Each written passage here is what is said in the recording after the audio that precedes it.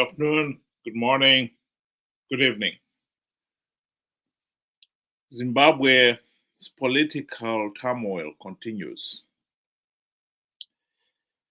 I think there's no denying that China is the one country that has played a pivotal role in Zimbabwe politics ever since the country's independence in 1980.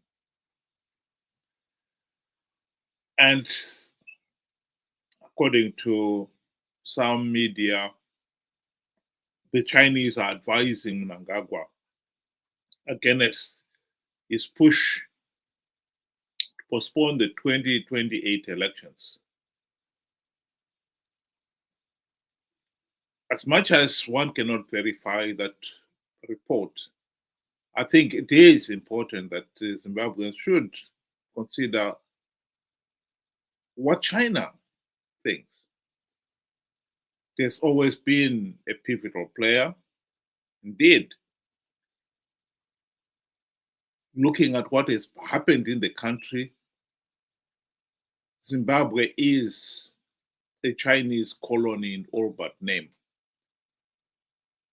So, what is the colonial power's position in regard to this ongoing fight in ZANU-PF? Ben, welcome to the program. Good day to you and good day to our viewers. Thank you for joining us. My position on this still remains, it's quite unfortunate that, a mouse doesn't have much of an option when it's given to choose, to choose between, a black mamba and a cobra. Either way, it's going to die. And unfortunately, we ordinary Zimbabweans are the mouse here. We really don't have an option. Whether the fight is between Mnangagwa, Chiwenga, and whoever, we are bound to suffer because none of them have got the will of the people.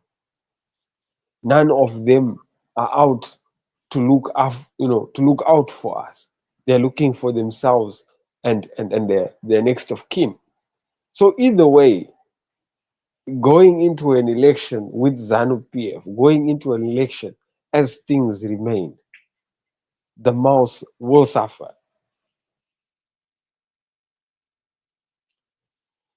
Well, the question here is what will be China's position vis-a-vis Mnangagwa's push to postpone the 2028 elections so that he could remain in office? I think, according to this program, to this video, the Chinese have phoned Mnangagwa and advised him that he should not go down that route.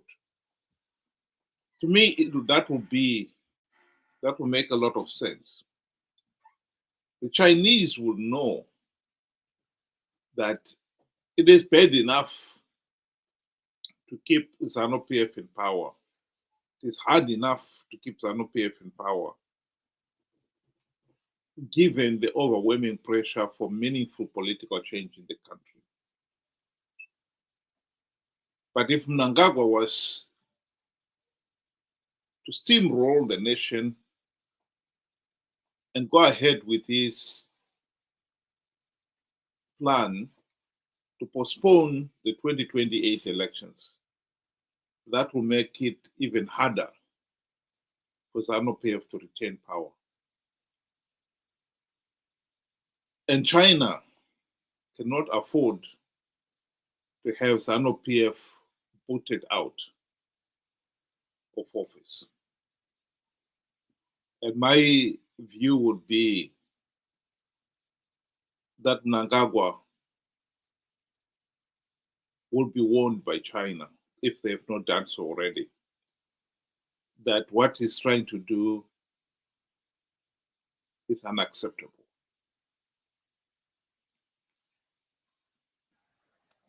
Well, from a business point of view and looking at China's investment in Zimbabwe, political instability would not be good for business. We know China has invested a lot of money in Zimbabwe. China has got a lot of loans that are pending payment from the Zimbabwe government. So, by Mnangagwa pushing for a third term and risking, political instability, which is good, which would be bad for China. So I understand why China would push and say, don't do it from a business perspective, protecting their own interests, not the interests of Zimbabwe. Well, let's review China's role in the 2017 military coup. At the time, there are reports saying that Chiwenga visited China and was reassured of China's support. It is a historic fact that by the time of the military coup of 2017, Mugabe had completely fallen out with China. In 2008, 2016, Mugabe booted out the Chinese company that was looting the diamonds in Marange and Chiazwa, and had publicly denounced the Chinese for failing, or rather refusing, to bankroll Zimbabwe's or Mugabe's various demands. And as we know, the coup of 2017 happened, and a few months later, the Chinese company that had been booted out of Marange and Chiazwa was back in Zimbabwe. In other words, Zimbabwe and China had reconciled, which would give the impression that the Mnangagwa government had the blessing of China in conducting the military coup. So the role of the Chinese cannot be denied. But however, in this particular case, I think the Chinese will be looking at which is the lesser evil. They know that Mnangagwa's regime is highly unpopular now in Zimbabwe. Let's face it, the 2017 military coup, one of the justifications for it was that they were removing Mugabe and those around him to save the economy, because the country's economy was in total meltdown. But if the truth be said, Mnangagwa has failed to revive the economy. Indeed, corruption under Mugabe was bad, but under Mnangagwa, it has gone into overdrive. The people are restless for change. And Mnangagwa attempt to stay on in power, and in this particular case, going to the extent, it's bad enough rigging the elections, but denying the people the meaningful right to a vote, even if that election process is flawed, is going too far. He's only compounding his political problems. I think the better alternative would be to let his VP Chiwenga be the candidate of the party and rally behind him, and the Chinese will rally behind him so that they rig the 2028 elections and the Chinese can have a SANU-PF government. Those are the lesser of the evil, the two evils. This idea that Mnangagwa is going to push for the change of the constitution to deny people the vote or postpone the 2028 elections is becoming increasingly problematic. I believe that as much as SANU-PF would want to pretend that they can push it, they know they cannot do so. There are some reports saying that Chiwenga has started endorsing Mnangagwa's position, in fact, to stay in power until 2030. I think the two may have met and agreed that Mnangagwa will stand aside for 2028. They will not change the constitution. But it is in SANU-PF's interest to pretend that they will change it, and thus keep the rest of the populace on their toes, forever campaigning that they should not change the constitution, when in reality the party has no intention of doing so. And nearer the time, they'll publicly announce that they've listened to the people and ZANU-PF has decided that Vice President Chiwenga is the ZANU-PF candidate for the party. And the nation will be steamrolled into an election with not even one token reform implemented, and go on to rig and get away with it. I think that is the strategy, the way I see it. From what I see, when I look at China's interests in Zimbabwe, now I would use Shona and say China yakabata Zimbabwe kuti G. Everything, every development, or almost every development that is standing in Zimbabwe, be it parliament building, airport, is alone facilitated by China. So technically, right through to Zesa Wange, right now Zimbabwe is failing to service that debt that they owe to China. So almost everything that is standing in Zimbabwe, infrastructure-wise, technically belongs to China. So China owns Zimbabwe as we speak. So whatever Zimbabwe decides, they have to run it by China. This is why you find before the coup, somebody had to go and tell China. And even when Chamisa was campaigning, he promised China that your interests are going to be protected.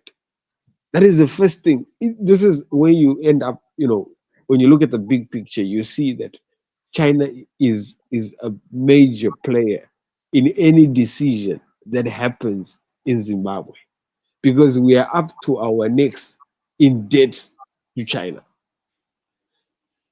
So, from the political, perspective, China wouldn't want any unrest. And like you said, the Zimbabwe situation, it's uneasy right now.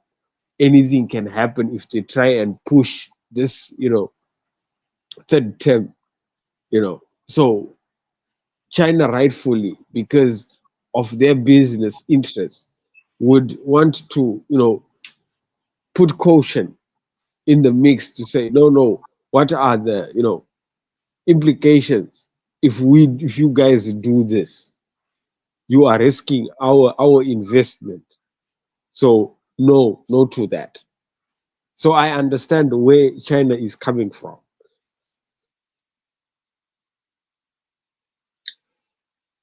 Well, in conclusion, I would say that as much as China would not want Mnangagwa to push this agenda of postponing the 2023 elections, China will also understand the strategic advantage of pretending that that is exactly what ZANU-PF is planning to do, so that they can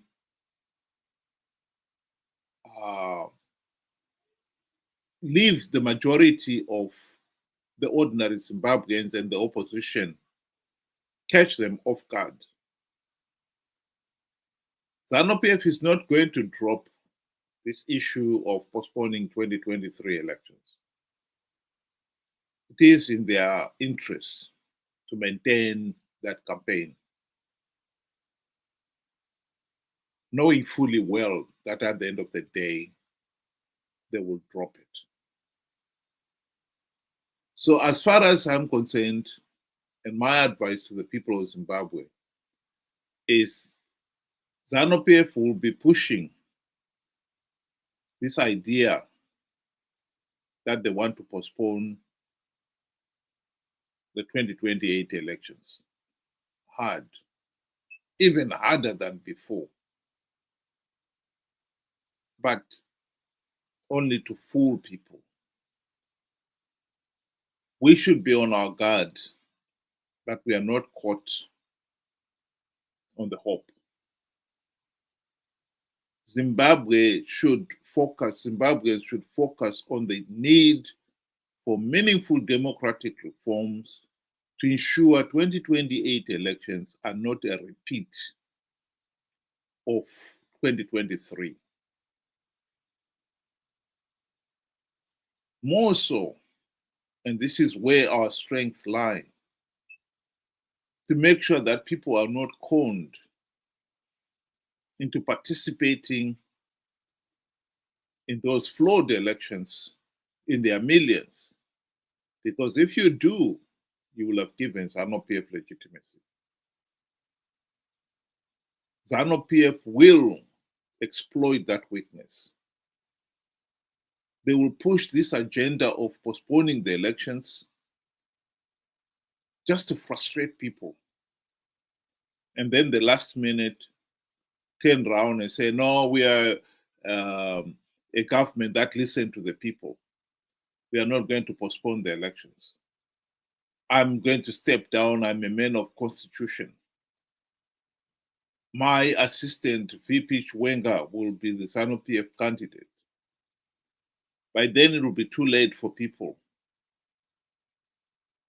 to restart the agenda of reforms or do not participate. And people will be conned into believing that, yes, this time we'll win. Or Chwenga is going to bring in a lot of significant changes. He is much better than Mnangagwa. And they participate in their millions, give the regime legitimacy, and we are back to square one. We need to be a lot smarter and not allow ourselves to be conned. Thank you very much for those of you who were able to join us tonight. I hope you'll be able to join us again tomorrow, 6 o'clock UK time, 8 o'clock Zimbabwean time. And thank you very much, Ben. Good night. Thank you. Good night.